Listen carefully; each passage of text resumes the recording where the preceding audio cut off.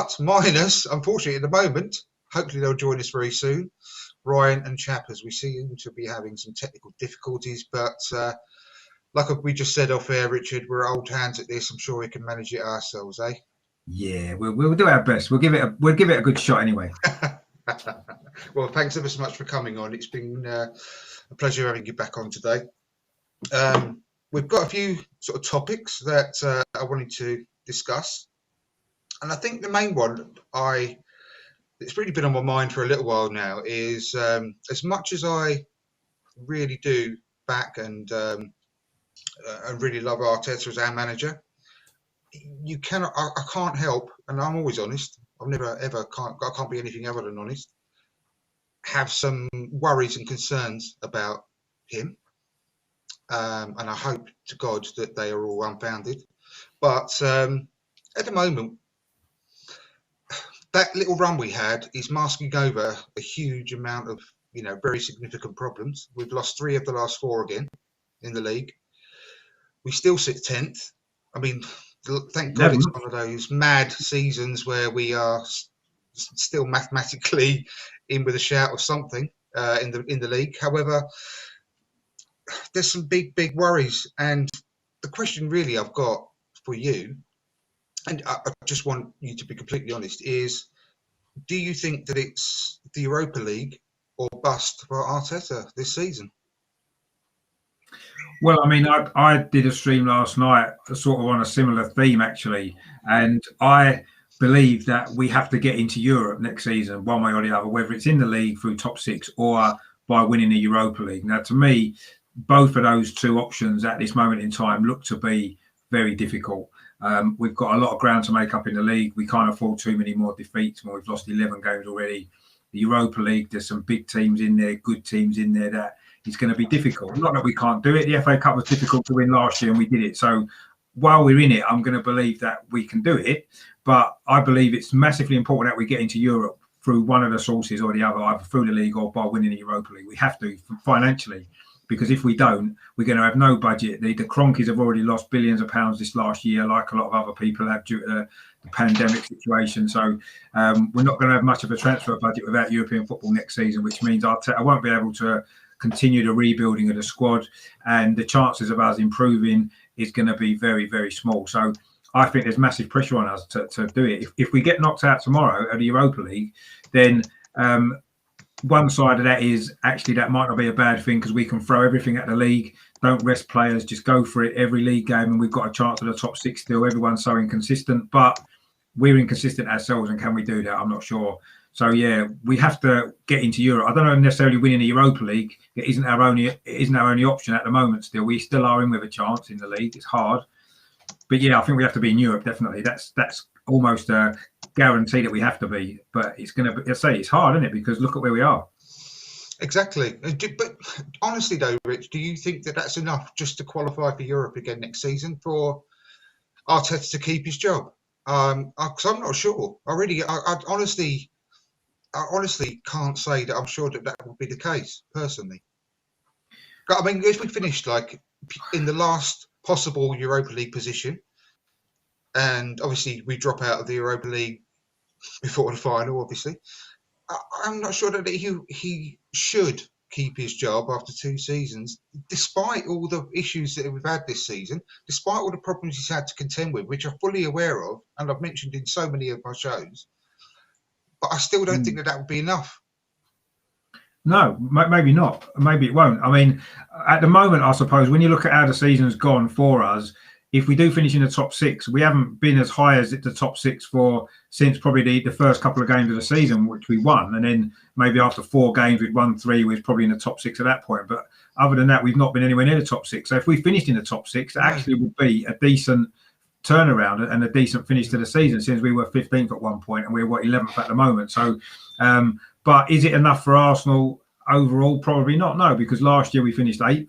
The season before we finished 5th, didn't we? The season before that we finished 6th. So it's not really good enough. Yeah, well, yeah, point of the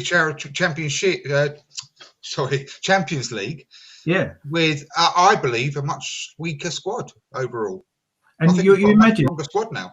Well, yeah, you imagine how different these things would be now for Arsenal if we'd got in the Champions League that season. We had 2 opportunities through the league and in the Europa League final. We blew them both, and we didn't manage the squad particularly well at that point of the season and blew both of them.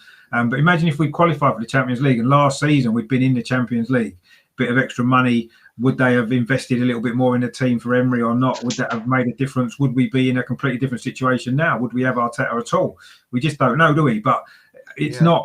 I agree that just finishing in the top 6 after the couple of seasons that we've already had, 3 or 4 seasons in a row that we've had outside the top 4, then it's probably not good enough overall. But I think in the circumstances, if we did manage to sneak into the Europa League via that position, then I suppose you've got to say Arteta maybe would deserve the opportunity to get a summer in with a couple of new players at a full pre-season, and he probably would deserve that. But if we don't get top 6 and we don't win the Europa League, I don't honestly see how to, as much as I love Arteta and I want him to succeed, but if that's the case, I don't see how the club can keep him, and I don't think we should, because we need to have more ambition than that as a club. That's what we need to have. We don't want to settle for 6th place or 5th place even. We want to settle for being, we're Arsenal at the end of the day. I don't know, you can't guarantee your success and you can't expect to have success every season, but we should certainly have ambition to become, to get us back to where we were a few years ago, regular top 4 finishers, challenging for the title, and that's what I want to see us doing. But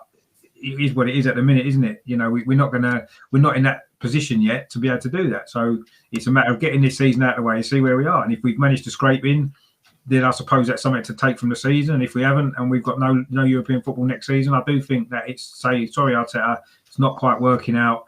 We've got more ambition for the club, and then moving on with someone else. I'm not it's going to make any difference with the same owners who aren't going to invest. I don't know, but as a club, I don't think we can accept mediocrity for very much longer, because I don't think we can. And I'm not saying it's all Arteta's fault, because it isn't. But unfortunately, what else can you change? If the owners aren't going to sell up and go, we can't get rid of every single player and rebuild the whole squad.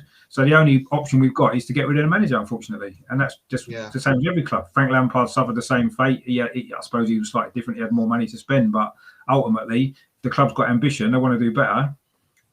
Then we've got to act like a big club. And that's what we've got to do. Exactly. I'm not actually as worried about the ownership doing something like that anymore. I think they are a bit more ruthless than we think, to be fair. But I have to say, I want to put it on record as well, that I don't want any of this to happen. I don't want Arteta to fail. I don't want him to go. I want him to be a success more than anything else. I think he's got so much potential, we all know all the difficulties he's had. And let me just quickly pause for what I was saying for 1 second. Apologies, Ryan. I haven't introduced you. You here? Yeah, thank you. Thanks for this, mate. How are you? Yeah, no problem. Yeah, no problem. As I said in private chat, burnt my hands. I'm just using ice packs now to cool my hands down.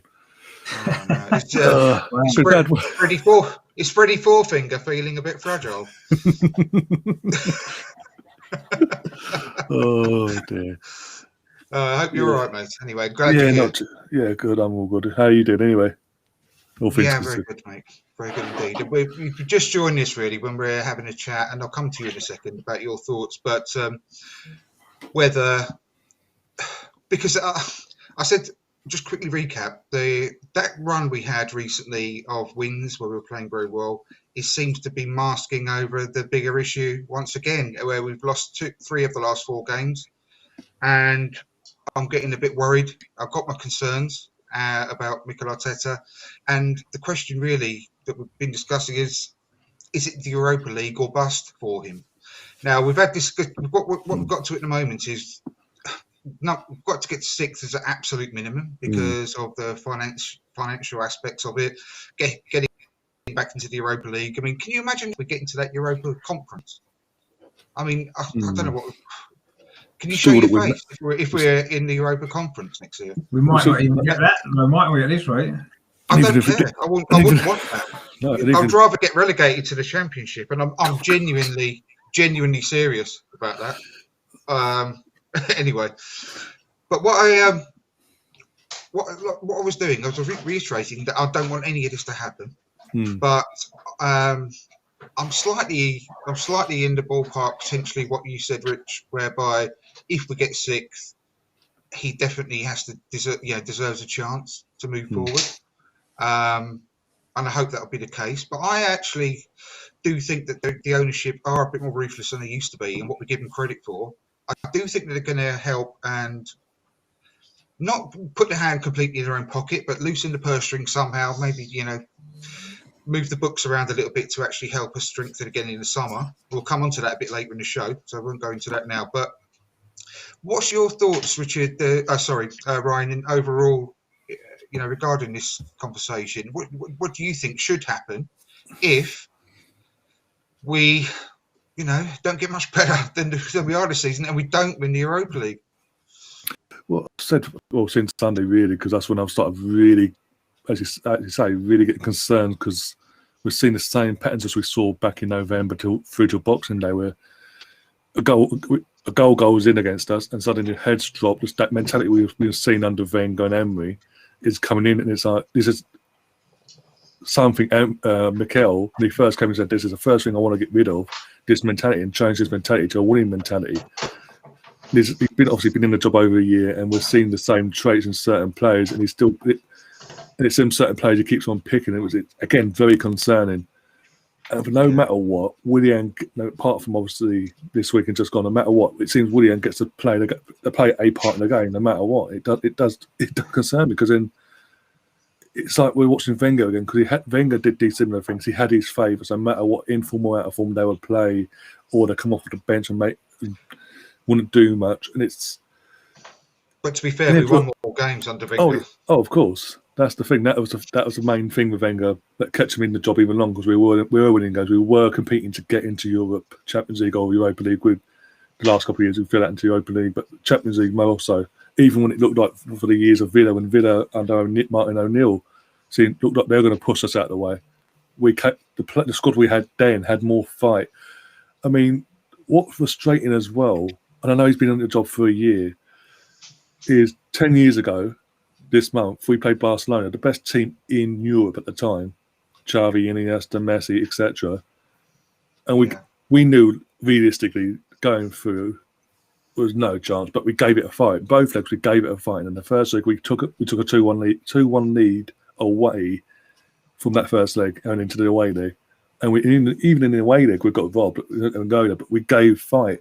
We're not seeing any fight from these players, more so from the experienced players, the David Luiz's that everyone bigs up and praises, from the players, from the young player side of things. He's such a great influence with us and this, that, and the other. But when it comes down to it, we're not seeing that on the pitch. And it's not just him, not Rob Hold. It's the ones that have been here over 3 managers now. And it's very concerning. Going to the situation of a league table wall, if he should keep his job. If he turns it around and we get a Europa League like 5th or 6th, more likely 6th. Let's be honest.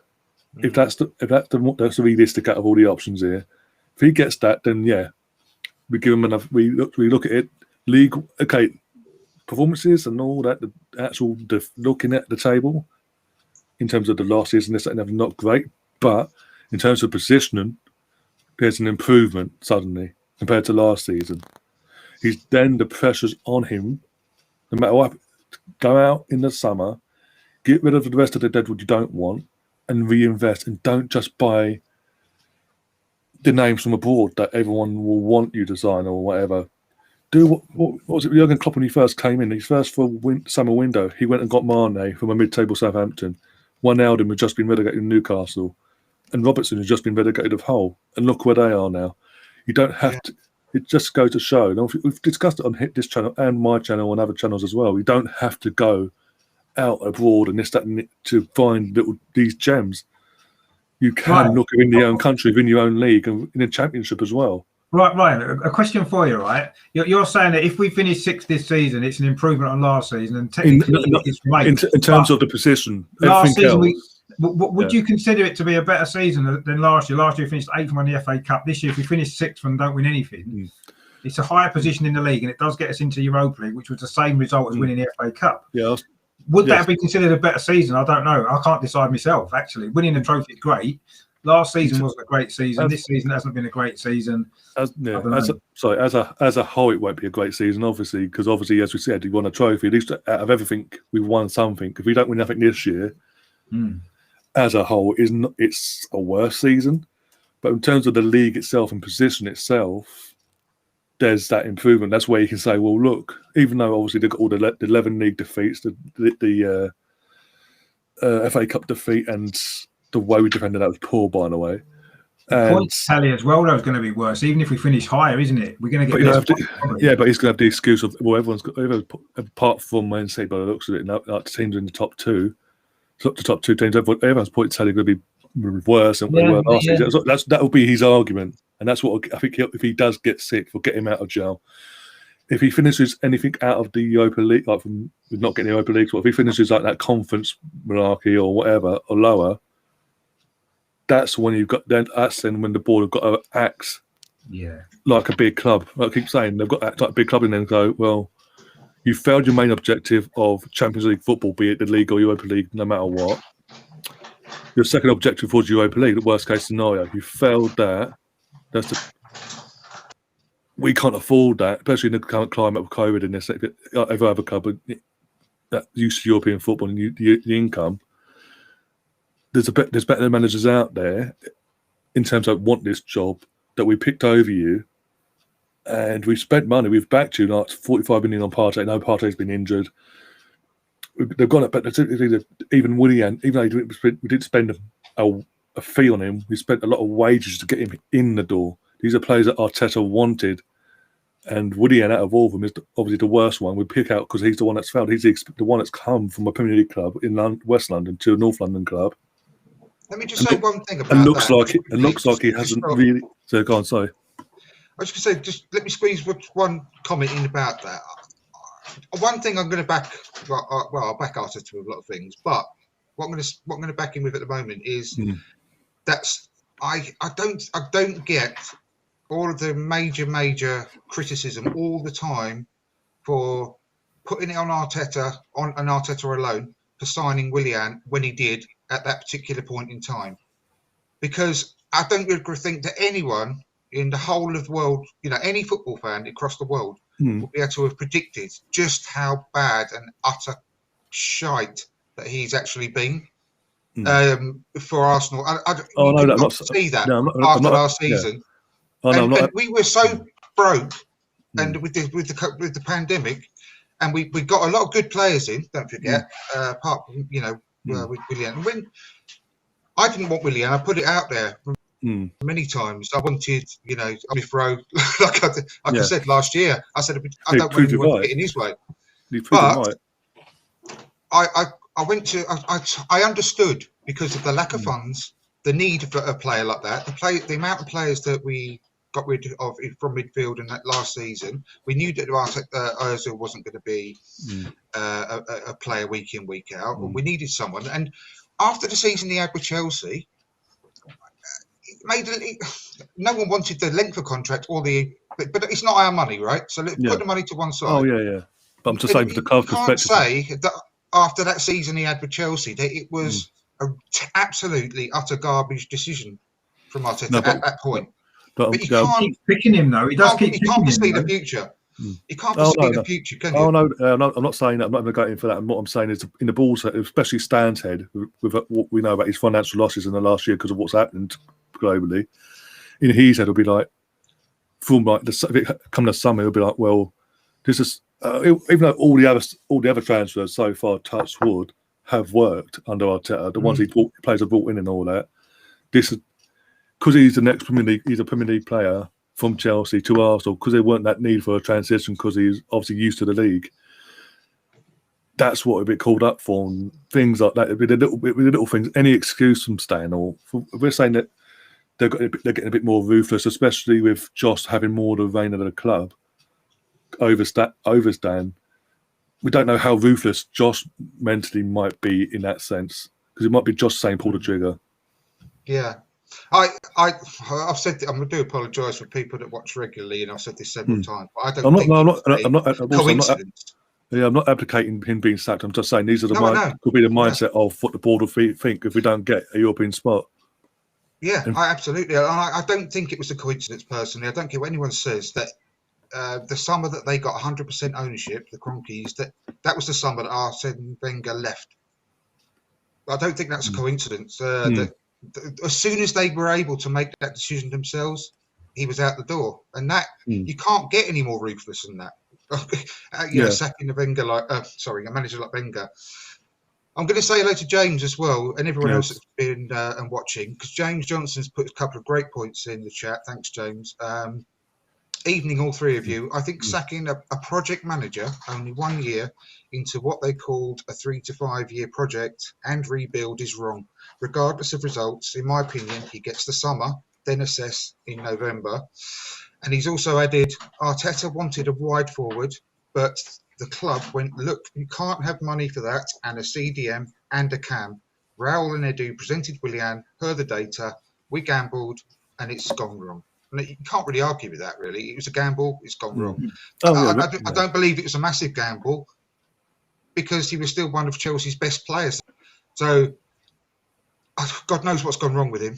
God knows. He must need, I think, a wire's a bit loose or something. He needs to re-solder him back into place or something like that. But it's just disastrous. But anyway, let's leave that one there. Going back to James's point, that the first point he made about the 3 to 5 year project, for me, you can't ignore results, because football's a results business. And at the beginning, I suppose it's like, say, for example, use the example of, say, a marriage. You go into a marriage and you want it to last forever, but things change and sometimes it doesn't work. And unfortunately, with this 3 to 5 year project, it's looking as though it's not going to work. And if it doesn't work, it's not worth sticking with it just because we said it was a 5 year project or a 3 year project. It's going to take that long, probably, but we need to be getting progressively better. And this season we haven't, and there's been reasons for that. But I'm not saying we should get rid of him straight out of the summer necessarily. What I'm saying is, just because we said it was a 3 to 5 year project doesn't mean we can't get rid of him before that time if the results continue to go on a downward spiral. I don't think,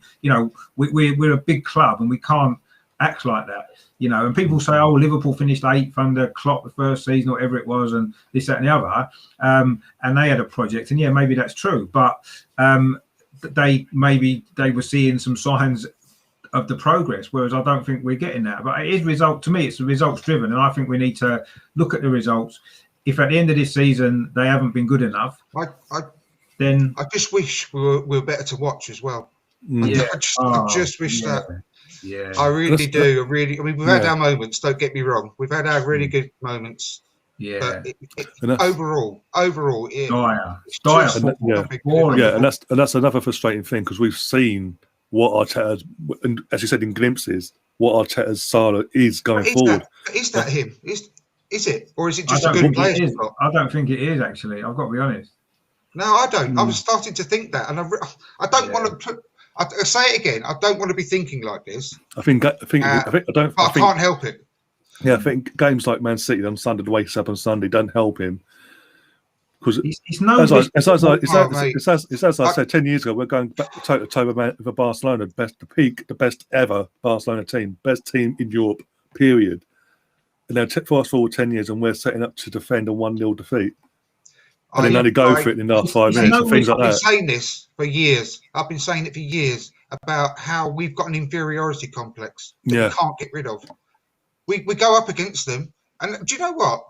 And I'm going to say this: a lot of the amazing results and trophies that Man City have got is because of the reputation and because people don't play against them.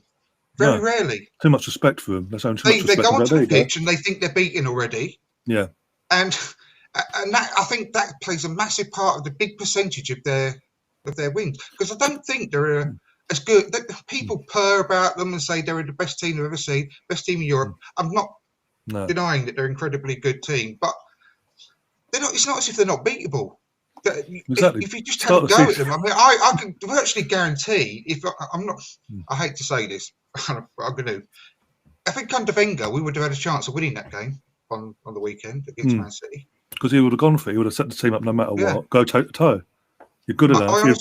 Because he had belief in the players, no matter what their opponent, if they were Barcelona or whatever from the yesteryear.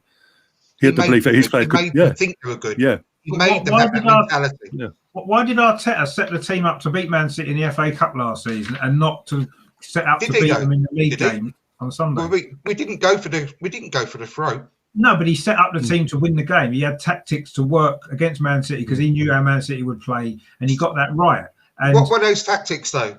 They were to allow Man City to tactics. Underdog tactics, mate. They were underdog tactics. No, they were, yeah. No, but it worked, didn't it? And, we didn't even do that on Sunday, did he? He basically, when he came out at the end and said he was almost satisfied with a 1-0 defeat, because, a 1-0 defeat's not too bad. I'm like, sorry, mate, this is Arsenal. A 1-0 defeat to anybody when we've not tried to get the equaliser is not acceptable. And I don't mind losing games. Man City are better than us, and if they beat us, they beat us. But let them beat us because they've been better than us, not because we just rolled over and had our tummies tickled, because that's what happened. And it's not the first time that's happened this season. It's happened in a lot of games. Have a go at it. Why don't we score late goals under Arteta? Have you thought about that? We don't score late goals, do we? Late equalisers. Two after 72 minutes.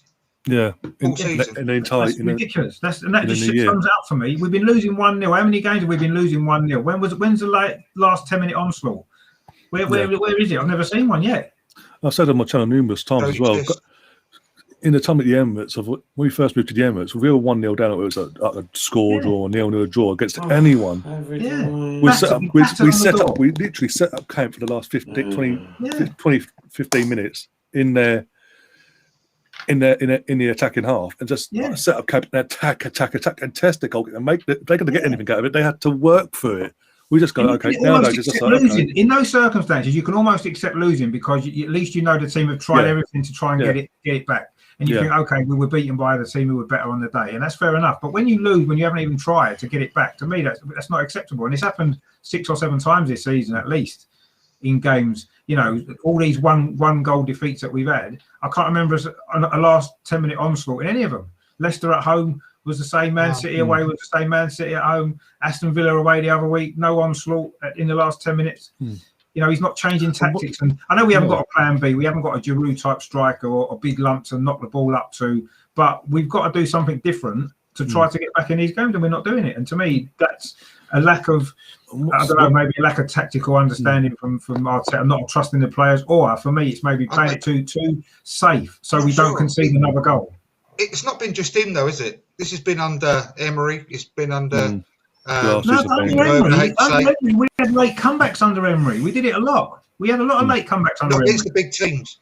I know, but what I'm talking about here is not an overall style of play. It's against the big teams, being the underdog. And I don't know what's going on with regards to our mentality when it comes to that. And can you hear us all right, Chappers? Chappers? No, don't look like it. I don't know what's going on. You can't join us, but must have bad signal. We'll come back to you, Chappers, if you can hear us eventually.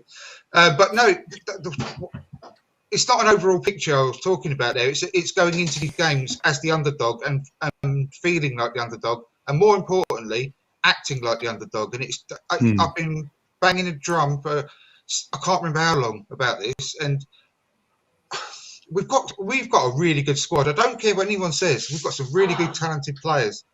And if you look at Aston Villa this season, who should have been, they should be playing Championship football right now. They should have been gone down with that goal that against Sheffield United, wasn't it? I think. Yeah. So they should be a Championship team, but they're not. They stayed up. They've made some good acquisitions. Nowhere near the quality on paper of the acquisitions that we brought in, nowhere near. But you look at what they're doing on the pitch, and they're fearless. And look at Leeds. Are they scared of any club? No. Why have they got that attitude and we haven't? Why are they the big clubs this season and we are the mid-table clubs? Why? There's no reason for it. And we don't take the game to anyone, not even Burnley. No. Or anyone in the lower part of the Premier League. We don't take the game to any of them. No, not even Sheffield United at home, and that's literally at the beginning of the season when they couldn't get a goal. Their first goal of the season was against us because we went 2-0. That took the foot off the gas. I mean, but like you said, them sort of teams and that sort of stance at that time, we'd go for the kill. We'd literally go 3, 4, 5. We don't even do that anymore. We get to a certain point and go, okay, we'll take the foot off the gas, no worries. Oh, there's nothing more frustrating than when you're playing really well and you're actually really enjoying the game for once, and you think, "Oh, this game we could actually give out a good hiding today," and we just stop. All of a sudden, it's like switching the switch, and we stop. Oh, And you think, "Oh God, it's the same old story." Yeah, we saw a couple of weeks ago when we played. Sorry, hang on a second, Ryan. Chappers, can you hear us? Chappers? I heard you. Hello, I can't see you. I can hear you. Hang on, I can't see you, but I can hear you. 1 second. Hang on. All right, then mute yourself then while you sort yourself out.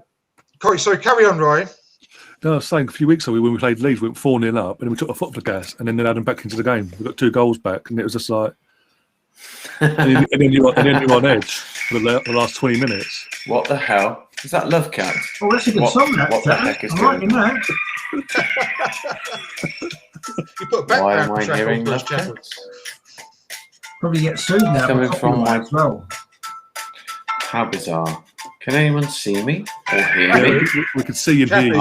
All I can You'll do hear is this Love in about Cat 20 minutes, by right? The Cure, and I have no idea where it's coming from. Not going to lie, chaps. This is kind of weird. This is really weird, actually. Like, I have no idea what's happening. What? Chappers, can you Looking out. yourself? Oh my god. Oh, that was the Cure, ladies and gentlemen. Hello. Cool. I don't even know which music device is I'm on. available. This is bonkers.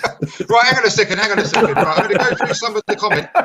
I can't hear you, I can't see you. Oh, Don't know what else to say. Chappers, can you mute yourself for the love of God? Hello? You can't hear us. This is calamitous. Right, let's try again. Good evening to Russ. Good evening to Military Gooners TV. Thank you very much for watching. I don't know what's happened. I can't hear you or anything. Oh, Jesus Christ, Chappers. Play the Cure again, Chappers. It's fine. We'll be right back after these adverts. I can't even. Am I in? I don't know what's going on. Yes. Oh my god. That's when I said you'll hear this in about 20 minutes' time. He's actually heard it now. Oh dear. Right. James Johnston. Right, Great points, Rich. I feel like the big task to rebuild the whole club starts this summer. First transfer window, we can really rip it up, start again, and build in his image. What is his image, James? Have you got an idea? Because at the moment, I'm really doubting whether he's actually got one. We've got rid of a lot of the bobbing. Hang on a second. One second. I'll come back to you, Rich. We've got rid of a lot of the bobbins players and charlatans and saved a bucket load of cash. If we can somehow get any European football fans back, the money will improve. We're second in the league on commercial revenue generated now. Also, is that the case? I didn't read that. That's interesting. So I don't want excuses. We have no money as well. Let's go big, bold, and quick to get everyone in before the deadline and go for it. And Russ wants us to get Bentner back. I'd rather cut Good it. shout, Russ. Good shout, Russ. Lord, get the Lord back in. He's the saviour. Have we got clearance of copyright? We'll find that in a minute. Yeah. And Andrew gets taken off the air, you know why. And Mark Green as well. Right. So, Rich, I'll go to you now after catching up on the comments. You were saying something. No, you were saying about Arteta's style. So he's got nice hair and he's got a nice lining jacket. So I think that's his style. It's pretty cool, to be fair. So, Chappers is back. That was scary, wasn't it? Yeah, I know. God Let's hope you can hear us. Can't see you.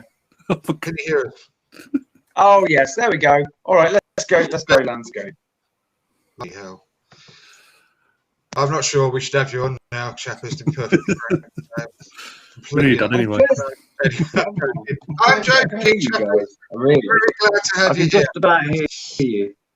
Sorry, I'm at my mum's, and all I can say is that it's so far it's not been the easiest experience getting on, but it's really nice to see your face. What have I missed? It is. Likewise. Well, you missed Mr. Cure. Love Cats was playing. The show was actually ruined, Chappers. You wouldn't believe it. It's really funny.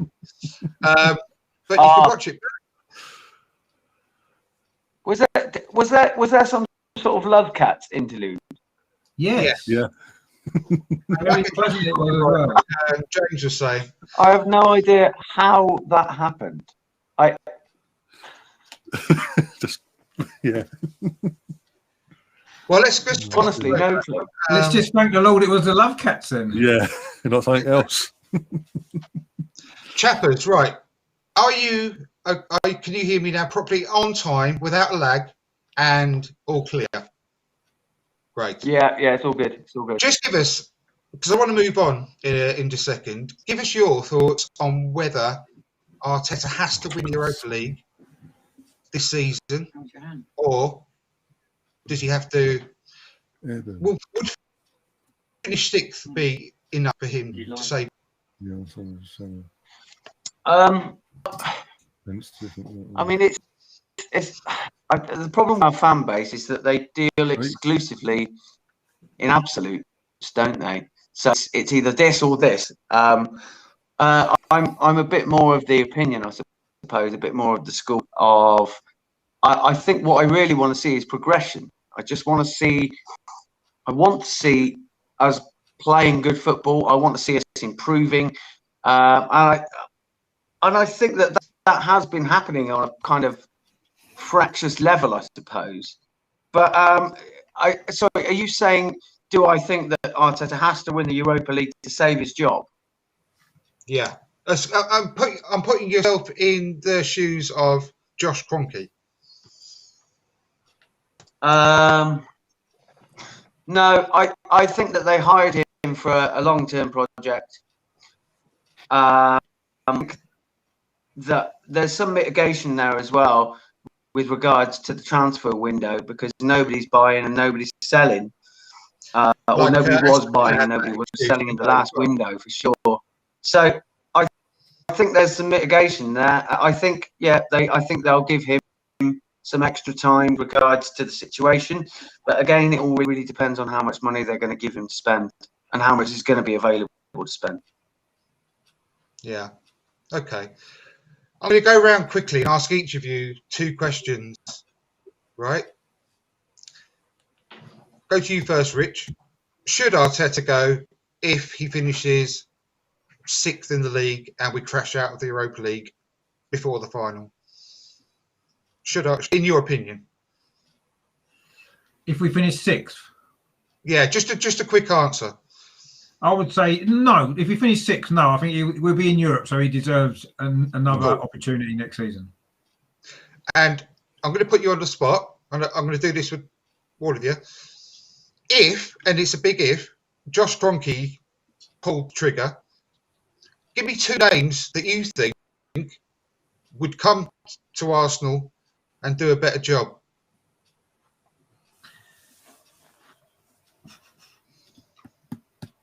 I must admit, I quite like Hasselhurtel of Southampton. Yeah, me too. I wouldn't have too many objections to him. I actually really liked Tuchel, actually, before he went to Chelsea. We missed out there. Graham Potter. You're a bastard. You pick my honestly. Seriously, I'm not even joking. I was going to pick those 2. I think Graham Potter is doing a wonderful job, and I think if they had a striker, they would be probably pushing Europa League and definitely above us. They play the best football. They play some of the best football in the Premier League. Actually, they're not winning any games, but they're playing fantastic football to watch. They can't score goals. If they'd have got Ketia, believe it or not, I honestly think he would be scoring goals for them. Genuinely. Yeah. Anyway, I do. Yeah. I'll move on to you, Ryan. I'll move on to you. Same question first.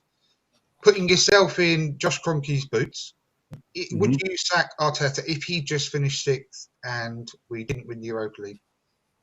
I think I'm along the same lines as Richard. If he does get sixth, it's a European spot. Yeah, he deserves another year because then he's at least got one of the worst case scenario objective of European football in one sense, and then for that case, he does deserve that chance to redeem himself for next season and reassess things. Okay, from August till October-ish. Yeah, cool. And same question for you. Mm-hmm. This is not. When I say this, I'm not saying that any of us want him to go. But if Josh Kroenke did pull the trigger, have you got any other names that you would? Ten Hag of Ajax, realistically, and do a better job.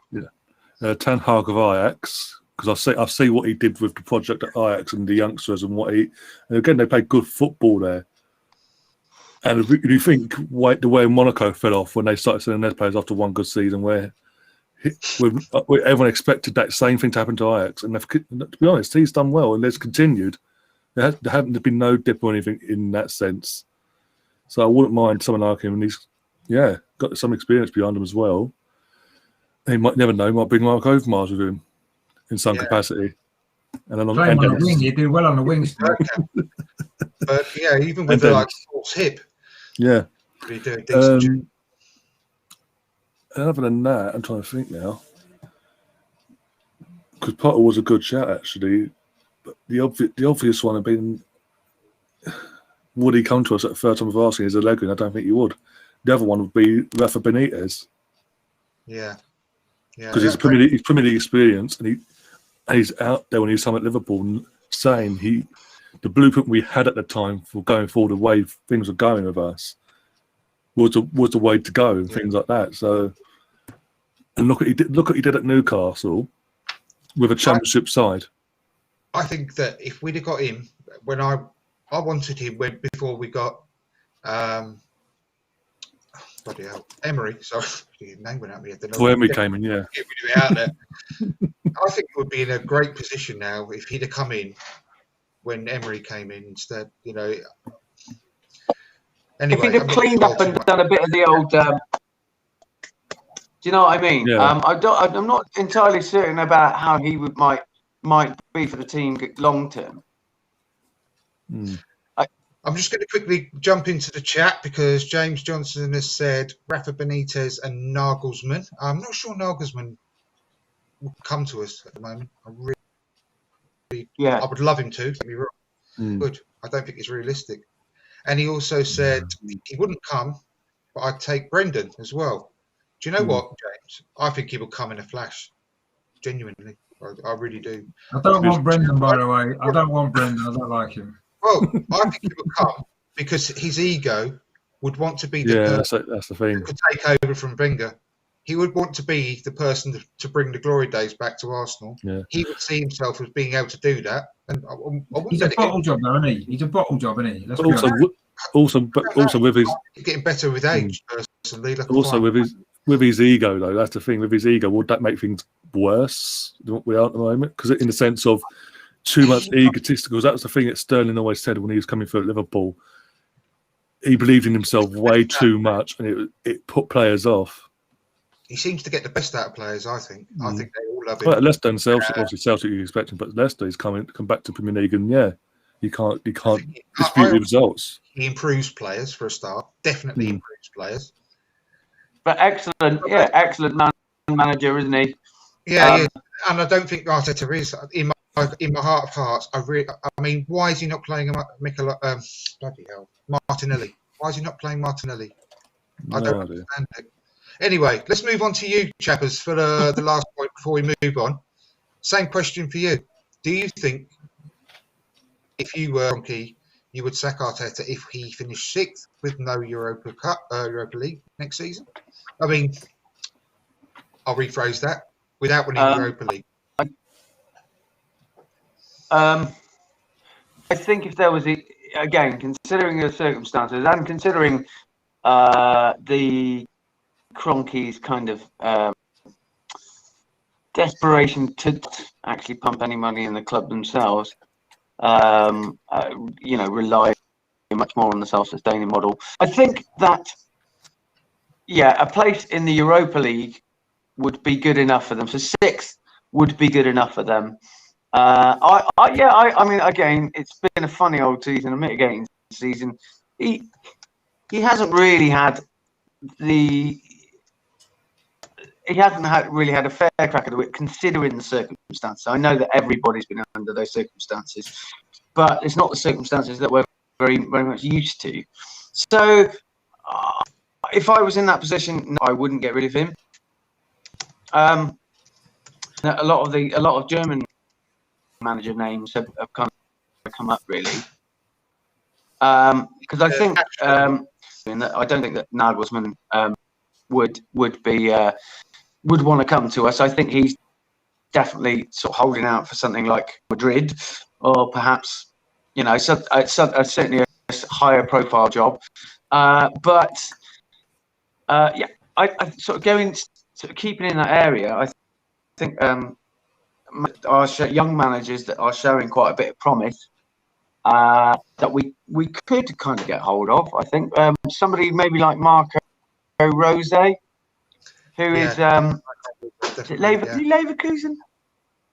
Yeah, Leverkusen. And Leverkusen have been sort of punching above their weight a little bit, and they do seem to produce decent players that are very much coveted by other clubs, and they seem to operate within a decent self-sustaining model like that. And I also think from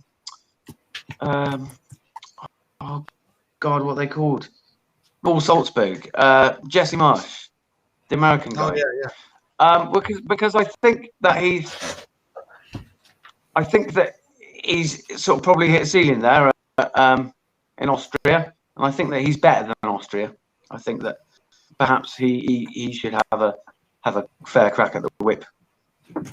Good shout. Good shout. Nice we probably want a new challenge. No, just sorry, mate. Put them away. Nice snappy answer. Well done. Nice happy what? I'm joking. Nice snappy answer.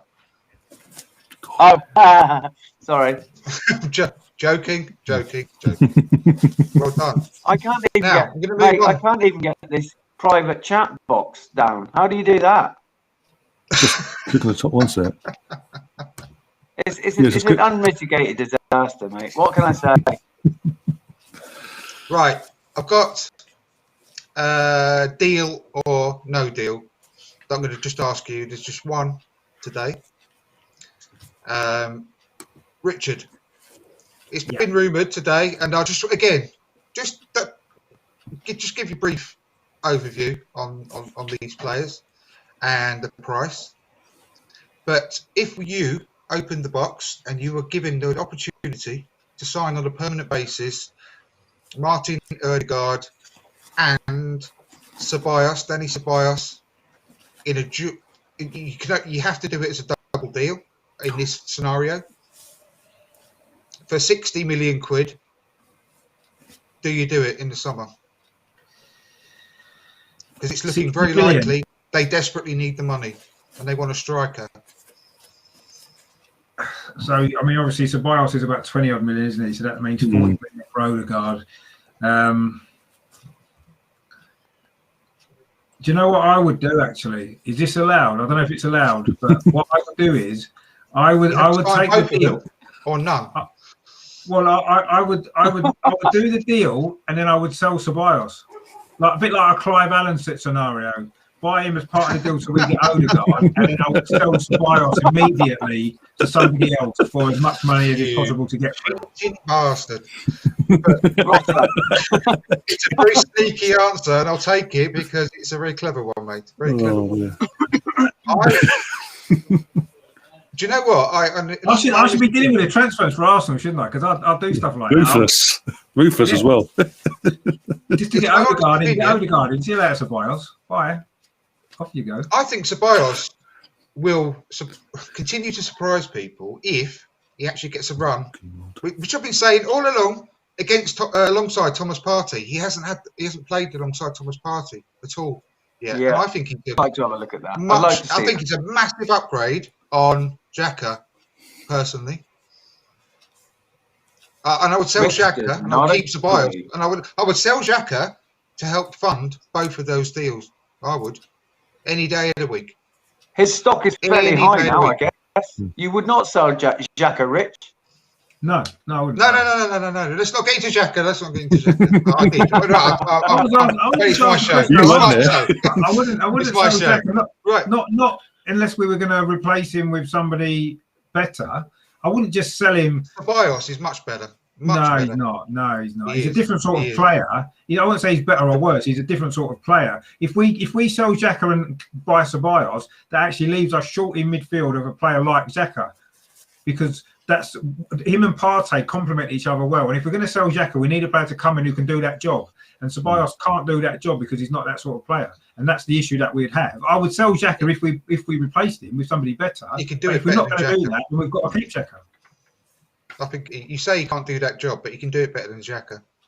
No, he can't. He I can't do think- that. Oh God. His ball recoveries are exceptional. His passing is just as good, but he passes better, I think, in the final third, with regards to sort of the slipping the through balls through. The opportunity to play the role that it would suit him. Ryan, what's your answer? Deal or no deal? Well, They are, James, different players, but I think If it would be a better partner for Party. That's what I'm saying.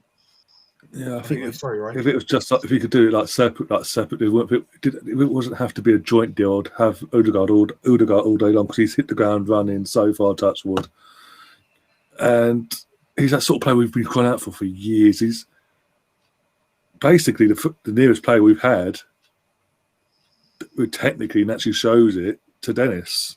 Since Dennis was told, we've obviously bought in Ozil. We never lived. Suarez.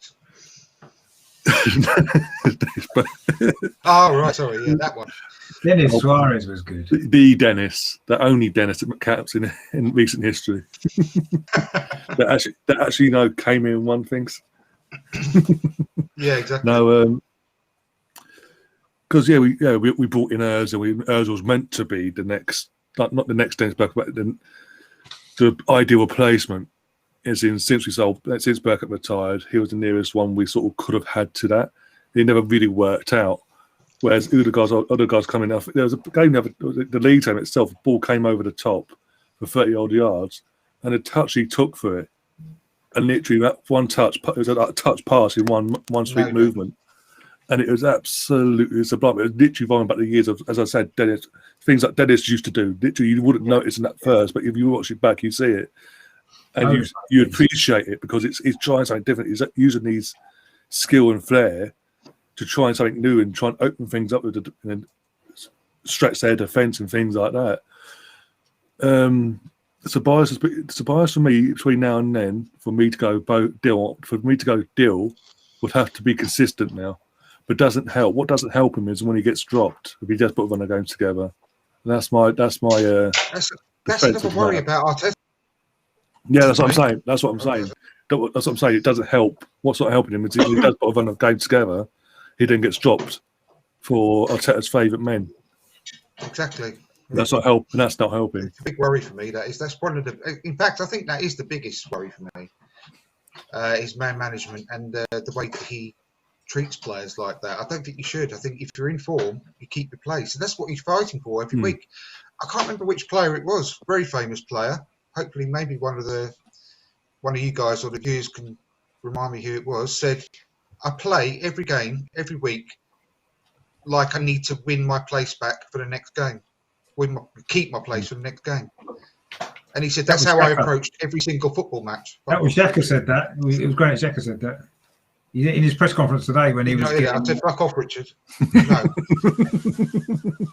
No. I'm joking. Behave yourself. I would never tell you.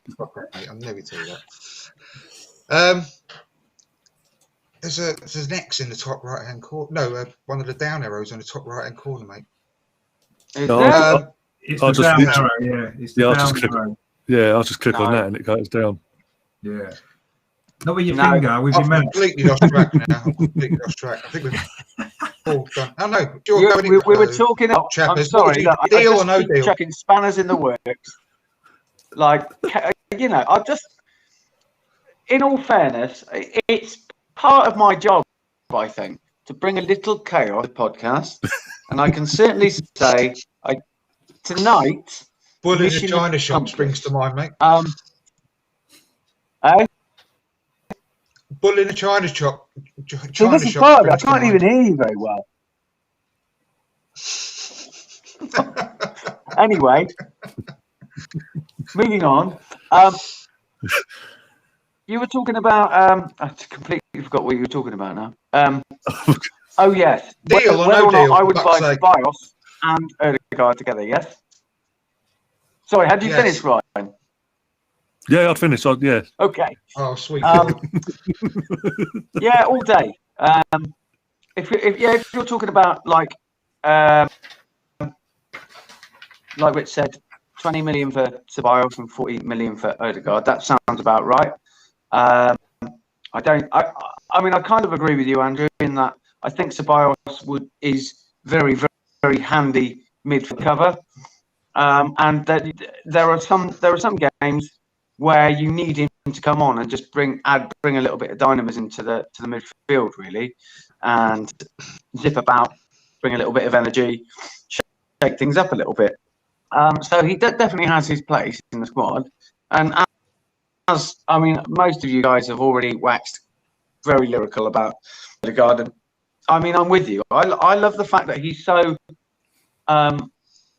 understated as a player. He just seems to do everything right, but without any kind of fanfare or showiness, if that makes any real sense. I mean, he's only added a couple of starts to 2 starts.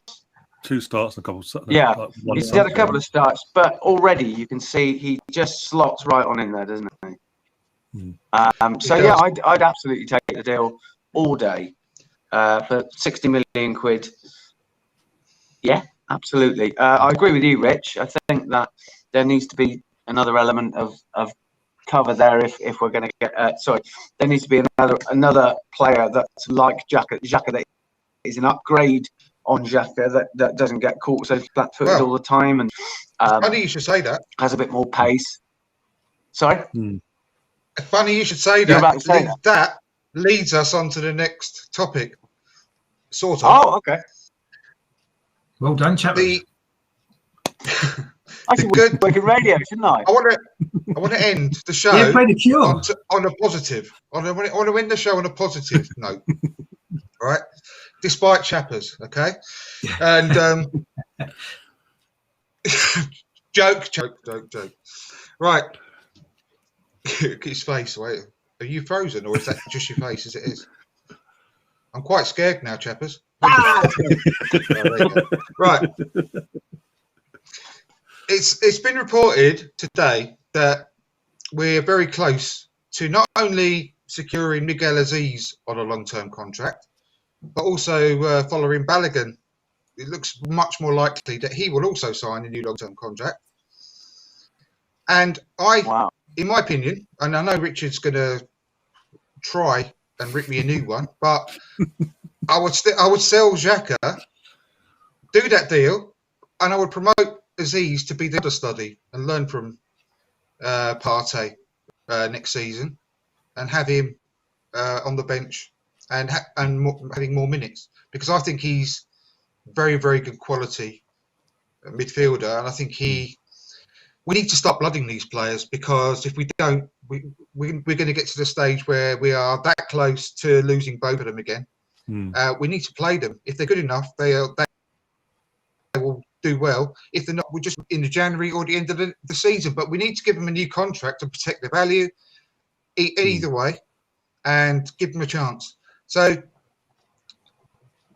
what my question is on this point is, do you think that where we are in the Premier League now, Rich, that we should just be playing these two guys anyway as much as possible this season until because we've got how many games left in the league? 16, 17? Well, that many have we? It's only about 13, isn't it? 13? 13 or 14, something like that. We played 25, haven't we? Of course. Yeah, that's right. So, I mean, it's even more of a case, really, 25, yeah, to actually give them minutes and blood them in and give them more of a confidence boost before next season. What do you think about that? I mean, I think that there's two aspects we need to look at, really. In terms of a confidence boost, how much of a confidence boost is it playing in a team that's losing games and not playing particularly well? That's one aspect that we need to look at. The second aspect is, well, no, but, you know, that's, is that going to boost or help their development or not? I don't know. I personally think they should be in the squad, in the 18-19 squad, whatever it is now, with all the subs that we can have. There's no harm in sitting on the bench. I mean, the other game, I can't remember which game it was now, recently, we had about 5 defenders on the bench. It's like, well, surely sticking them 2 on instead of taking 2 defenders out and stick them 2 on the bench is going to benefit them. They're going to learn from the experience of being in the squad a bit more, especially Aziz, who's not really been in there that much. And yeah, maybe get them to get some minutes. Maybe not necessarily starting games, because I do feel as though the league's still too important. We do need to finish top 6, and I think we need to win as many games as we can. And I don't know whether throwing them in on a regular starting basis is going to help us to do that necessarily. I think we need more experienced players to step up and play better, and maybe having to blood in a couple of youngsters at this moment in time may not be the best way to do it. I'm not sure, but they definitely should be in the squad, and they definitely should be getting minutes on the pitch. But yeah, and let's see how they get on. But it's a difficult period because we're under quite a lot of pressure at the moment, I think. Arteta's under pressure. I think the whole team are under pressure to get results because of how poor we've been. And yeah, sometimes you throw a youngster in. I mean, look how Saka's responded to the pressure this season. You know, he's only 19 and he's stepped up, hasn't he? And maybe Aziz is capable of doing that as well. I mean, it took Saka, maybe this is his 2nd year in the squad to do it. He hasn't done it. He didn't do it immediately. And obviously Smith Rowe's come into the squad, and I know he's a little bit older. He's a year older, isn't he? I think he's 20.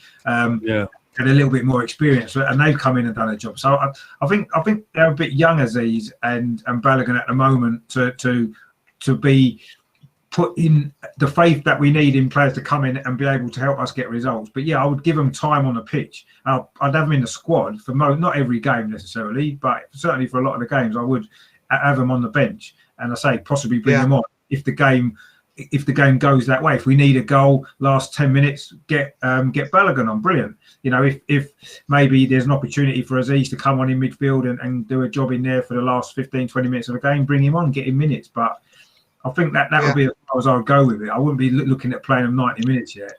No, of course not. Of course not. But the more minutes they get between now and the end of the season, surely it's got to be a good thing, because it will give them a lot of confidence in their own ability. It will give them confidence that the club really wants them and to integrate them into the club.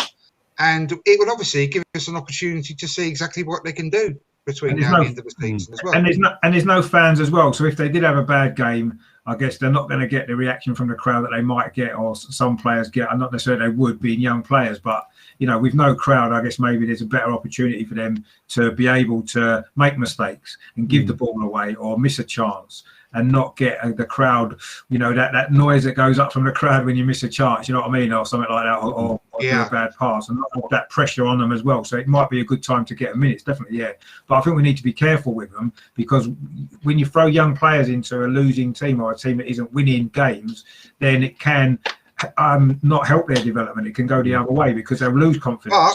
But at the same time, Richard, look what happened when we threw in Smith Rowe and Saka. It could actually change the. They had a bit more experience, though, didn't they? They did have a bit more experience. I mean, Smith Rowe had been out on loan a couple of times. Of course, Saka had played last season, so I think that they had a bit more experience to come in, and you could almost rely on them to do something. It's a bit of an unknown with those two. Balogun's done well in the games he's played in the Europa League against very poor opposition, and Aziz had one game, didn't he, in the Europa League, came on and played well, but again it was against a very poor opposition in the Europa League. So I think are we confident they can come in at the top level of the Premier League and produce performances? I don't know. We don't know until we see it. But I do feel that there's so much pressure on us to get results at the moment that it might not help them if they're given that responsibility and they're maybe not ready to take it yet because they haven't got the experience. And I think that might not help them. So give them minutes, definitely. Get them on the bench, get them involved, get them some minutes if you can, and that'll be it. And hopefully they can integrate themselves in, have some good minutes, do something good, and show that what they could potentially bring. And then next season, but then we can hopefully get them a lot more time because we'd have hopefully the Europa League group stage if we're in it and stuff like that. So yeah, I mean, I think that's the way to go with them, but be careful with how we do it. Don't just, throw him in too much. I don't think Arteta will, because he hasn't done yet, has he? I mean, it took him 3 months to put Smith Rowe in the team when we were losing every week. So he's not going to suddenly throw Balogun in now, is he? Or Aziz. So, but yeah, I'd say that's probably the sensible approach anyway with them at the moment. Yeah, I agree. Ryan, what's your thoughts on that? What you said, it's long-term contract as well. So that does say, as a fan, that this club does have faith in this players. They do want to integrate him into they do see a long-term first team-wise with these players. It's fantastic because, as I said, we saw again, the opposition wasn't great, but you can only play what you're allowed to be put up against. And Aziz literally came off the bench. I think it was a Dundalk away when he came on, and he looked. He didn't look out of place. He didn't look like he was a youngster making his debut for the first. I wouldn't have looked out of place against Dundalk, no. No, but you know what I'm saying. Literally, he didn't look like, because there's. He felt no pressure though, did he? It doesn't matter. That's what I'm saying, playing your first Europa League game. It doesn't really matter who you're playing against. You want to impress. And if anything, he improved at midfield. If anything, he felt confident, didn't he? Yeah. Yeah. If anything, he on the night he improved the midfield when he came on because he looked a bit more expansive and want to go forward. Because he replaced Del Neni, that's why. That's true. And I'm trying to be confidence here. Well, no, I agree with you. I'm not disagreeing with you, but I just need a little bit of perspective with it. Yeah. And Balogun, well, I agree. He played well that night when he came on. And Balogun as well. Literally, again, like Richard said, again, opposition. But then was it 14? Was it effectively 14? Not even 20 or 25 minutes or whatever. Football. And he's got 2 goals, 2 assists. An assist. Not even. And that's, to be honest, that's not a bad thing. But again, it's not. At least we're not losing him on free. That's the worrying thing, because the longer this went on, he suddenly went on the bench out of nowhere. Even though Arteta saying, I'm confident he's going to sign, he's going to stay. It's just down to the agent stuff now. We weren't seeing him even in the FA Cup games on the bench, and it was a bit. Well, you're saying this, but he's not on the bench. That was a bit concerning, especially during that transfer window where he could have gone anywhere. Outside of the Premier League, but thankfully, if this is true, fantastic, because it's 2 very young prospects that we're now looking to invest, not just investing on the pitch, but going forward and showing them faith that we do believe in these players. Because again, it's like when George Graham came in. Yeah, he went out and got the Lee Dixons, these unknown players, Lee Dixons, Steve Bowles, etc. But he also invested in the youth, and because he got the balance right of doing that. We saw the fruits of what he bared in '87 in the League Cup final, in '89 for the league title, in the early '90s as well. Don Howe put a lot of them players in the team, though, didn't he? The season before, so, the Rocastle. But he could have quite easily come in as a new manager. Gone. He could have been nothing to do with him. Yeah. So he continued to show that faith in them, and as I said, we saw the fruits of the labour. And I think this is what Arteta has to do. He's got a lot of work. Something we haven't really touched on since I've come on is we don't know how much damage behind the scenes Raul has done to this club. We only know about the Pepe deal. What other stuff has he put us in? Terrible. I don't even want to think about it. But at the end of the day, he's gone, and that's the good thing. Yeah. Chappers, I'm going to come to you. Can you hear me? You're looking very confused. Yeah, I can hear you. Hang on 1 second. Right. I'm just trying to work out. Do you want to say something again? What do you think would be the best course of action with these 2 guys? Well, actually, before you answer that, can one of you remind me when Patrick Vieira came in and made his debut, and obviously he was never out of the team after he made his debut, pretty much. How old was he then? 19, I think. Maybe younger. So same age as Aziz, yeah? 20, wasn't he? And he'd already played for Inter Milan. Basically, the point I'm trying to make is if you've got the talent, you will shine, you will rise to the top. If you haven't and you can't hack it, you will fail. Well, we're seeing that. You will never know until you get. And what I'm saying is, I'm not advocating that he comes in and he starts every game. I don't think it'll do it. James, you're right. It was AC Milan. I do apologise. Not Inter Milan. Slip of the tongue. But the point is that if you've got the talent, you will thrive. The issue. Sorry, go on. No, carry on, Chappers. That'd be a good film, that would, couldn't it? I was going to say, I think a lot of the issues these days with this is really like I'm competing with my mum's freezer. All I can say, actually, I'm just going to say this now. It's a little bit like I'm likening these playing conditions to. Do you remember QPR's plastic pitch? Actually, no, Luton Town's plastic pitch. Right? It's a bit like going from the carpet to Luton Town. Actually, no, my Wi-Fi is terrible. It's a bit like going from Forest Green Rovers ground to Malmesbury Victoria Football Club, right? Hellenic League. Anyway, I'll get back to what we were talking about. I think the issue is that the difference between like Vieira making his debut at the age of 20 and the likes of maybe, I mean, Saka was what, 18, Fabregas was 16. I think the difference really, the athleticism levels are so much higher now than they were then. I mean, I know it's not massively long time ago, but I think the athleticism levels are so high, and it just takes a while, I think, for those young men to become kind of fully grown athletes, if you like. And I think that is the reason that a lot of these coaches aren't giving talented young players as much playing time, is because I think that those athleticism levels are so much higher than they were that they don't, quite rightly don't want to break them and don't want to, don't want to spoil their talent, I suppose. Does that make any sense? No, absolutely. But every single great player in all of history of football has been backed by a manager and given their opportunity at some point. And I just reiterate, if you're the cream, you'll rise to the top. It's horrible, cliche, but it's true, isn't it? You will survive, you will thrive, you will be a good player, because it's all about your ability, your confidence, and your overall package that you are as a professional footballer. If you're not good enough, you'll get found out very quickly, and at least we'll know. But we need to we definitely need to give these guys a new contract, regardless, protect their value, and give them that chance, because it would be a crime if we didn't, in my opinion, because they're not just, and I said this about Saka and Smith Rowe, they're not just normal young players. You can tell they've got that little bit extra. Yeah. They've got that little bit extra quality, and you can tell that very, very quickly, player, I think. So I think it makes a big, big difference.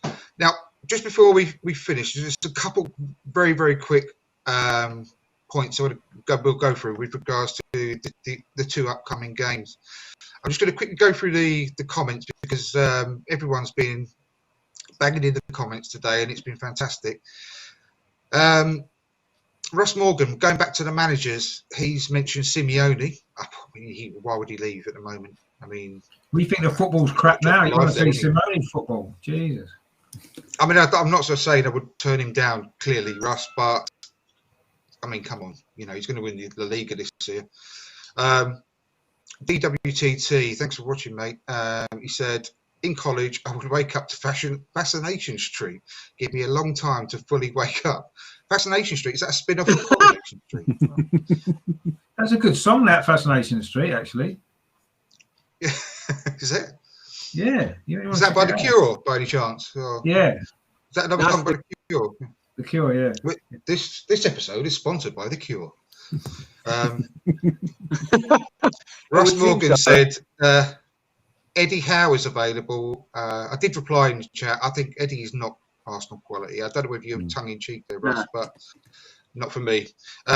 Brenda is doing a fantastic job at Leicester. You can't argue with that at all. JJ But said, he is a massive blend, though, isn't he? That's the thing.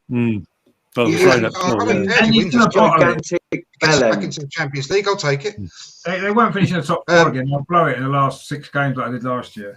They won't be losing. I don't think they would. If he blew it again, surely Leicester owners will sack him then, because that's 2 years on the bounce. Yeah, having it in your hands and all that. I think he will. I don't think that's worse than like what Emery did. Really, isn't it? Yeah. Emery had 1.5 seasons basically. The Mönchengladbach manager is going to Dortmund in the summer, he thinks. He is. They confirmed it a couple of weeks ago. Mönchengladbach. Who is going to Dortmund? Rose. Marco Rosa. Yeah. Oh, is he? Oh, yeah. Shame. Potentially with Sven Mislintat. You like a good Rose, don't you, Chappers? What's that, sorry, Rich? I said, you like a good Rose, don't you, Chappers? Always.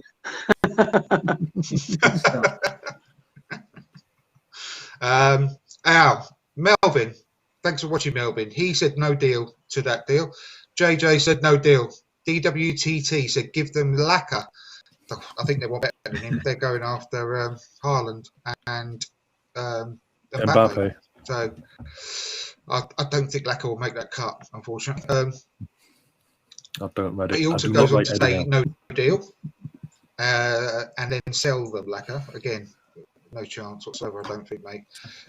JJ said keep Xhaka as a squad player.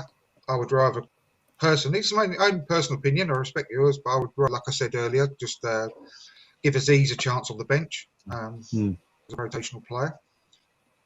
JJ agreed with you, Rich. So JJ's gone down in my estimation just a tad. Move on from that.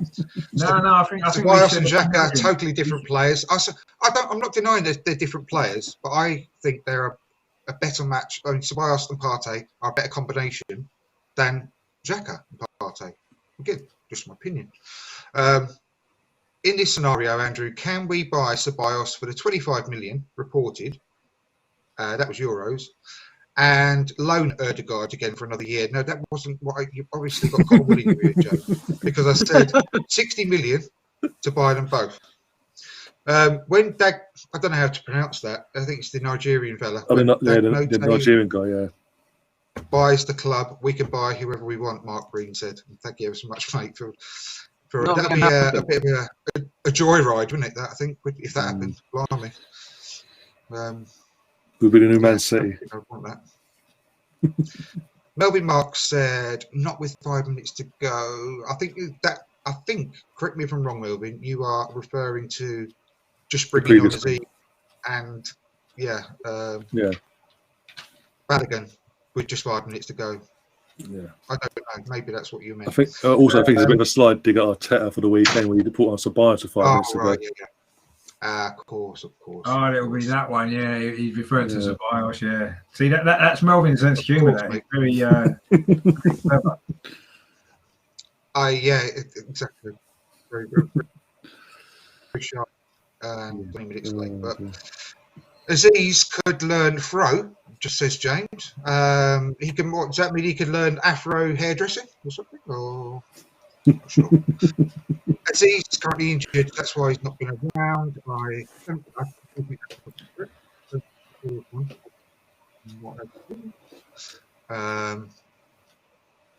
And where are we? So happy about him being signed, though. Immense talent, totally agreed. Melvin's gone on to say Aziz seems to be as confident on the ball as Fabregas had as a young player. We're not comparing skill and talent and all that sort of stuff yet. But confidence-wise, probably would be fair. I think it was very confident. I know it's only Dundalk, and Russ Morgan says Dundalk for a pub team, no doubt whatsoever. But Mark Green said, Russ, you can only play what's in front of you. Agreed. And when it's your debut in Europe, it's still going to be a pressurised situation, and he just looks like a duck to water. JJ's corrected me again, and so did Rose. I know it wasn't into the line, I got it wrong. Ryan rates it how? Not of Arsenal quality, though. He's not, as you said, he's not Arsenal quality. So I've always had my doubts because they always got to a certain level and then just went off a cliff. Terrible. I don't think he improved. I don't think he improved any of the players either at all. It's not even that. Yeah. Players that played for Bournemouth were already of good quality. The ones he brought in, especially, none of them improved. In fact, I would actually argue they digressed. Yeah, regressed. They regressed. Yeah, I should say. It's a bit of for me. It's a bit of a scream of David Moyes when he joined Man United after Ferguson left. It's a bit of that, and I'm not because after we all saw what happened then, and I'm like, no. Yeah. He needs, as I said before, he needs to go to another team, like mid-table team or whatever, with a bit more talent to their name, so I would say, and see how he does there, and then let him build his way up to a big club, not an Arsenal, but a big club. No. And go from there. I think he needs to go abroad, personally. But it doesn't say something that he hasn't been snapped up yet. That's a bit strange. You know, he's such a highly rated young English manager. He has been taking a bit of time out, hasn't he? From what I hear. Certainly when I saw him on the telly, he didn't seem that bothered. Next time I'm sacked, I'll put it on my CV. I'm just taking time out. Yeah. To clear my head. Apparently he has been approached by $40 million payoff. Yeah. I'm being sarcastic. I'm not actually having a go. I like him, but he's not our quality. He's not quality to no, but apparently I agree. Apparently he has been approached, but it's only by championship level clubs, and he wants to be at a Premier League level, basically. I think he might take over from Steve Bruce at Newcastle. That'd be a good shout, actually. I wouldn't. Couldn't get any worse. Newcastle fan was on with you, Rich, and we discussed. I said about that. What about? Because he'd not long been sacked. I said, "What about him?" And he wasn't keen at all, was he? No. Well, that's the problem. I do think Eddie Howe's got this reputation because obviously Bournemouth got relegated. They did concede a lot of goals anyway, and I don't know whether or not that's maybe putting people off. I do think he's a good coach. He's not hard, but I think he'd do all right. He didn't change as well. He'd probably do all right at Newcastle, I think, personally. Yeah, we can't really worse than Steve Bruce. James took a shout. He said Celtic. That'd be a great shout for him, actually. Really good shout. Yeah, actually, Celtic they need a manager, don't they? So yeah, that'd be a really, really good fit, actually, James. I agree. And Burnley. I don't. Well, he went there before, didn't he? And didn't work out, did it? So unless he gets coached. That's another bit of humour from Melbourne there. In fact, I mean, he'll be a great shout from Newcastle. Sean Dyche. Yeah, I think so. Yeah. He would actually, he would. Yeah, they play crap football, wouldn't they? That's the only problem. And two of the players there he already knows. I'm going to have to go around this last bit quickly because we're overrunning. I need to get off, but thoughts about the next couple of games, really. I mean, next one is quite possibly the biggest game of the season so far. Our season hinges on this, and I also think that it could.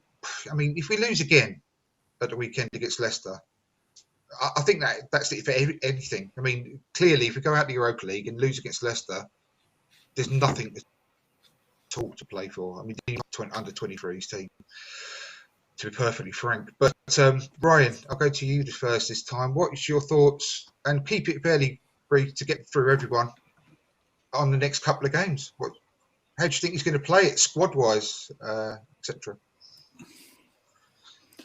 I do think it's make or break, as you said. I think if we get knocked out if we get next one, I don't think we will, but if we do, it puts more pressure on him in the league because he's got to go for the league then, and it puts more pressure on him, and I don't think he can cope with that. And I think that's what's going to long-term affect him in the league table. And as we said earlier, if he doesn't get sixth and he doesn't win Europa, that could be what season gone in the summer, sadly. A season already over in... Obviously, it's still February, but in normal terms, it's January, really, in a normal season, if you know what I mean. In a normal season, yeah, let's say, yeah. And I think that would be a record, wouldn't it? It's nothing to play for in January, technically. No, we didn't in terms of where we are in the season. Yeah, we never had, we've had that even under Wenger in the latter years, because we always had the Champions League and things like that to look forward to. We always had the top four, yeah. That would be the worst season ever, I think. With nothing to play for. He could arguably finish lower than George Graham did in, was it 95? And he'd gone before the end of that season as well. Yeah. What's your thoughts then? Give us a prediction on the next couple of games. I think we'll win by a goal on, I think 2-1. I think we'll win on Thursday. And then Sunday, because it's Sunday early kickoff, isn't it? So we don't do early kickoffs. We don't do well early kickoffs. But no, I we think don't. We're not good at those. we're away 2-1 either side. I can't until if we win, I think it would be 2-1 to us, just by the skin of. I think we'll just scrape it by the skin of our teeth somehow. We'll put because of the confidence from Thursday. We'll put out a performance out of our asses, because it's a typical Arsenal thing. When we went at our lowest, it's like we're back in the Boxing Day. We're all going into that. Hadn't won in a month and a half domestically, and we're thinking, oh, here we go. All right, here we come. Come on, Chelsea. Come and get us. Put the final nail in the coffin, and then look what happened. The players actually turned up, put a performance in, and got a result. It'll certainly show what they think about Wenger. It'll certainly show what they think about us, how they play. I think genuinely, I really do, because if he even dares to rotate for either of these games, he's a mad man. You full strength in both of these. Unless you got an injury, you play your 11 players. You've got no choice. What's concerning for me is he's took Partey out. He's not even played a single second since his injuries. He's just come back into training. He's flown him out today with the rest of the squad. Maybe just to babysit him and stop him from flying off to somewhere. Maybe. Well, he's not Woody. Maybe an inclusivity exercise. Come on, Thomas. You're with us. Come on, son. Come on, then. Come on. Right, Chappers, give us your brief thoughts then on the next couple of games. It's massive, isn't it? Okay. The Benfica game. I think we will squeak through 1-0, but we won't make it easy for ourselves. We really, really won't. It'll be a lot of effort, and but essentially, if Benfica get the away goal, then you just don't want to be going into that. But it will be, we'll squeak through for sure.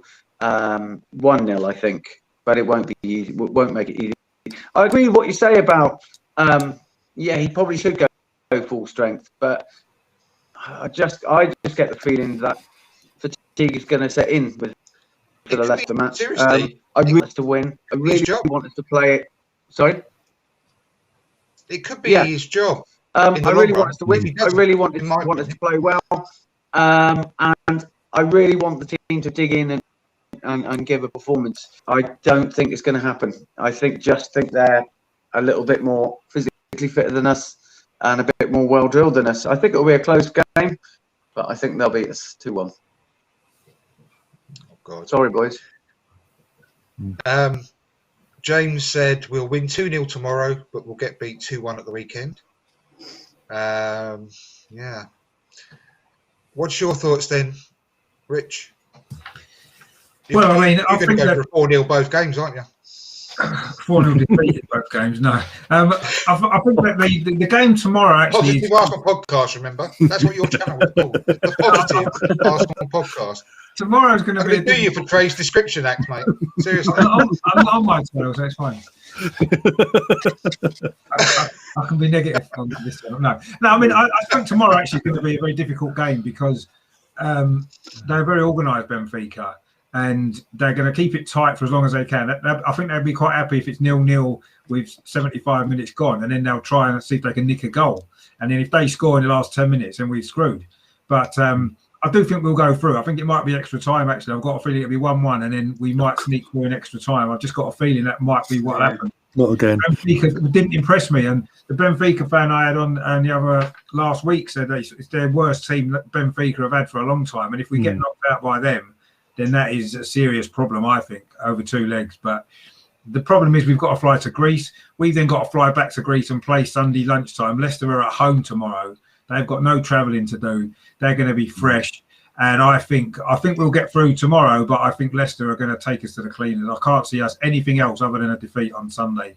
It's an early kickoff, which we lose anyway generally, and we've got all that travelling. We're not going to fly back. We're not going to get back to the early hours of Friday morning, and then we've got to play Sunday lunchtime. Whoever picked the fixtures to come that way round needs shooting, quite frankly. And yes, okay, maybe originally they thought we might be playing at home, and instead we've got to fly to Athens. So surely that game should have been changed to kick-off time. Should have been kicked off later Sunday night. Give us a little bit more of a turnaround time, and that's done us over. That has really. I know Liverpool moaned on about the kickoffs earlier in the season, but this is serious for us because it's Athens we're flying from. That's what 4-hour flight, isn't it? You know, and if it does go extra time as well, we're not going to get home till probably 8 or 9 o'clock on Friday morning. I think we'll stay an extra night, wouldn't we? We wouldn't come back until the morning. I think maybe, but that's even worse, isn't it? That's even worse, isn't it? Flying for 4 hours on Saturday, playing on Sunday morning. Mental. And you know what? And that's something else we didn't discuss when it comes to Arteta. He's not had any length of time with the team since he got the job. And I said it the other day, when we had that 8 days gap between, who was it we played before Leeds? Aston Villa. Wolves, wasn't it? Aston Villa. Villa. Well, we had 8 days between the Leeds game, and it just showed you what he can do when he's actually got time on the training pitch, because we were a different team altogether. And he's never had that length of time with the team on the training pitch since he's had the job. So you know that he can do it, but when's that ever happened since he's had the job? He's not had no pre-season, and he's got no time between matches to actually train the team in the way he wants to play, basically. He's had 13 months with a team. He's had 13 months with them. That's rubbish. You know that. He can't do it on Zoom, mate. Have you ever played football? Have you ever played football in your life? Well, he hasn't done it on Zoom, has he? He's been at the training ground. Well, you train via Zoom.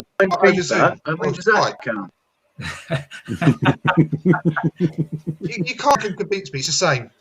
Doing it online, an online chat. You can't train a team doing that. Sorry, he didn't, did he? Yes. There was a 3-month time when obviously there was lockdown on last year, and he had to do it. Everyone had to do it that way. But he's had the rest of the time. He's had with the players in training every single day. You know, they train 6 days a week or 5 days a week. So he's had about 3 pitches away from your nearest teammate. You know, you can't. I pay money to see that. Actually, to be fair. Exactly. I don't know. No. In one of those balls, those inflatable balls with your legs sticking out. It wasn't a proper pre-season. But then Leeds didn't have a proper pre-season. Aston Villa didn't have a proper pre-season. You know, these are teams that are above us in the league. Everton didn't have a proper pre-season. You know, so it's the same for everyone. And he's had over a year with the team, and I would have expected that he's had enough time to get his ideas across. Definitely he has. So either he hasn't got them across very well, or the players aren't good enough. One of those two things has happened. I don't think we can blame on the fact that he doesn't have the player. He hasn't had the players much. All they do in pre-season is run up and down for 3 weeks anyway. So I mean, I don't think that makes a lot of difference. So I don't know. I don't want to use that as an excuse. I mean, at the end of the day, we've got a busy schedule. We've had a busy season with Europa League and everything else, and it has been 3 days between games, sometimes less, and it's tough. But other teams, other clubs have been in the same situation and have coped with it better, and not necessarily clubs that have got better squads than us either. I look at Leicester, for example. They're in the Europa League. They're playing the same turnaround as us in games. And, you know, Brendan Rodgers didn't have a pre-season with them either. And they've still improved this season so far. I still think they're going to blow it, but they've played better this season overall than they did last year. I mean, they're actually in the race for the title still. And that might go on a bit longer. So I think, you know, I don't want that to be used as an excuse for Arteta. I'm not saying it hasn't had a factor, but it's been a factor for everyone. And it's just the way it's been the last year, hasn't it? The last year has been a difficult time for everybody. So, and some people have coped with it better than others. You know, I'm not using it as an excuse. I caveat because we didn't mention it earlier, and I know that every other major news platform across the world uses our podcast to keep the finger on the pulse of what's going on with Arsenal. So I just had to get it in there, just in case they all come back to me and start complaining. So no, it's a fair point to raise. It's a fair point to raise. Exactly, yeah. But I think we'll win. I think we'll win tomorrow, and I think we'll lose quite heavily on Sunday. Maybe 3-0, 4-1, somewhere along there. I think we're going to get our first hammering because he'll have to rest players. He's going to have to change pretty much 10 players for Sunday, isn't he? 9 or 10 players are going to have to be changed. Yeah, because I remember when we played Napoli an Emmy's season, and literally were initially meant to play on the Sunday, and at the last minute, because of the fixture and all the complaints they were getting, Sky, because it's Sky on Sky TV, they changed it to a Monday night 8 o'clock. So Richard's got a point there. They can do it. Yeah, of course they can do it. They should have done it. They're playing. They're making sure that we can see every single game that's played now. Aren't they? And also in our case, we've literally got, as you said, we're playing tomorrow night, flying to Greece, and also Greece is in national lockdown. Their cases are going through the roof. So our players, along with this Benfica's players, could potentially pick up a variant of the virus, not know it, and have a test. They've got to fly back. And even if they have a test, they've then got to fly back and wait for the result. So they don't know why they're flying back, if they're bringing it back or not into the country. And then 48 hours later, they've then got to play a football match against Leicester. And then again, not knowing until before kickoff. Well, look at this, right? You've got on Sunday, Sheffield United are playing Liverpool at 7:15. Why couldn't we have swapped with them? Why? Because Sheffield United aren't in Europe. Liverpool haven't played in the Champions League this week. So why on earth couldn't we have played 7:15 on Sunday and moved the Sheffield United Liverpool game to 12 o'clock? They can still both be on telly.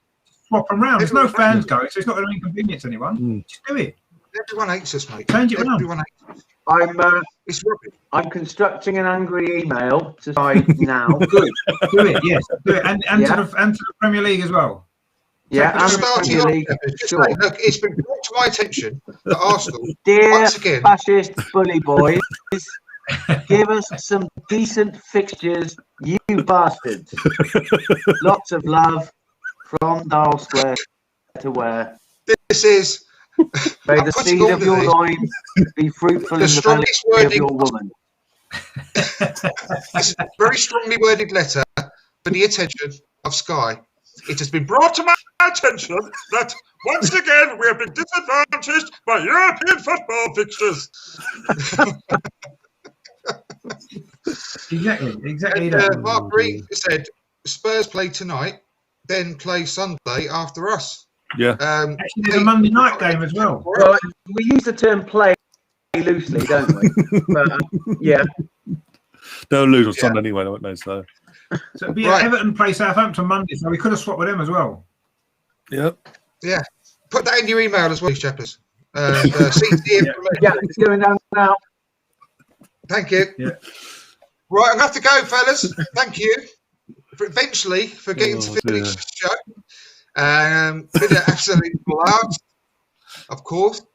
I personally, just quickly, I think we'll win 3-0 tomorrow. Greece Lightning. I think they're shit, and I think we'll struggle on Sunday as we always do, and I think we will struggle probably to a 2-1 loss, unfortunately, or maybe 1-0. I don't think it's going to be bad, like you said, Richard, but I think we'll lose. And I don't get any pleasure from saying that. Whatsoever. But I think we'll smash them tomorrow. I really do. I think they're crap. We could have won it 3 or 4-1 easily in the first leg. We didn't put the chances away, but I think we'll be a bit more focused. They haven't let in more than 1 goal in a game for 9 games, Benfica. So they might be crap, but they don't let in any goals. Their first one, they won it. The first stuffing of the season. Maybe. Honestly, I'm really confident about tomorrow. I think we'll win maybe 3-0, but I'm not confident at all about Sunday. I think we'll come back and we will lose after such a short gap. Yeah. And it's absolutely could cost him his job in the long run. But there you go. But it's been a pleasure, Ryan. Thank you ever so much for coming on, mate. It's been great to have you on again. Yeah, no problem. Thanks for having me on again. Follow Ryan at Mr. R89 and go and we'll do the same on YouTube. Please follow his channel. And you all know how hard he works and what great content he puts out. Chappers, thank you ever so much for ruining the show. It's been fantastic. Mate, it's always a pleasure. I just wanted to say, it's been a real difficulty trying to hear what you guys are saying. My phone is not playing ball at all. And every time I put the headphones on, that's been knackered. So I'm absolutely amazed that I've managed to get this far. Genuinely, probably the biggest achievement of my life, to be fair. Very proud that you ploughed on. I'm very pleased, very proud that you ploughed on. I'll try and say that really quick. I'm a professional. Hopefully, see you next week. Yeah, definitely.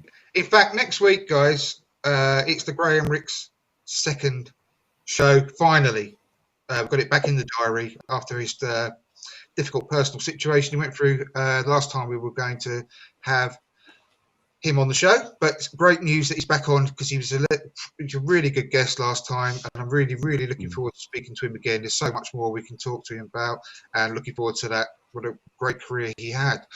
Richard, thank you ever so much again, mate, and you've been blinding. I know we don't see eye to eye on loads of things to do with Arsenal, but I always love being on your show and having you on mine.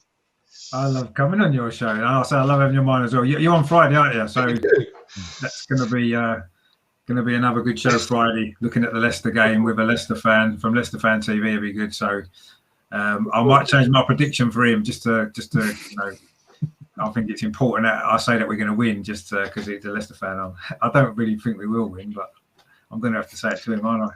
No, I send an email off to Leicester as well, asking them to lose. Yeah, actually, yeah. Strongly worded.